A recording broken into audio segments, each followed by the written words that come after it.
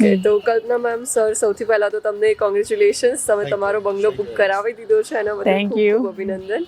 અને રામેશ્વરમાં તમારું ઘર લીધું છે, તો એના કઈ વસ્તુઓ તમને સૌથી વધારે ગમી જેથી તમે આ ઘર બુક કરાવ્યું છે? એને જે બાંધવાનું જે છે કન્સ્ટ્રક્શન તે ગમ્યું છે, એનું લોકેશન સારું છે, અચ્છા. અહીંયાનું આમ એરિયા ડેવલપ થાય છે એટલે ગમે છે કે સરસ હશે. એનું વાઇબ્રેશન બહુ સરસ છે કે Okay. પગ મૂકતાની સાથમાં તમને એમ થાય કે મારે અહીંયા ગાડી જ રહેવું જોઈએ અને અહીંયા જ બંગલો લેવો જોઈએ.